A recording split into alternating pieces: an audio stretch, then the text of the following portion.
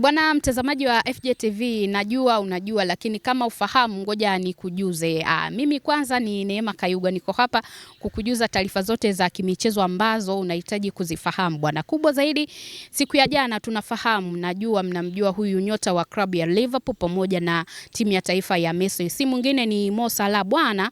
Mo Salah yeye siku ya jana ameweza kutoa chapisho kwamba mwishoni mwa msimu huu wa mwaka 2025-26 ataondoka ndani ya kikosi cha Liverpool. Ni wapi anaelekea bado hatujafahamu.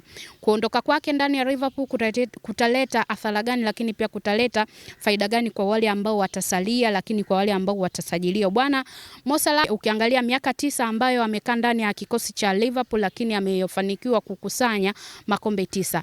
Je, ulikuwa ni wakati mzuri wa Mo Salah kuondoka ndani ya kikosi cha Liverpool? Na je, kama kweli anaondoka, unatamani aende katika ligi gani? Toa maoni yako, toa comment yako, usisahau kusubscribe YouTube channel yetu, lakini usisahau kucomment na kushare ili uwe wa kwanza kupata taarifa zetu.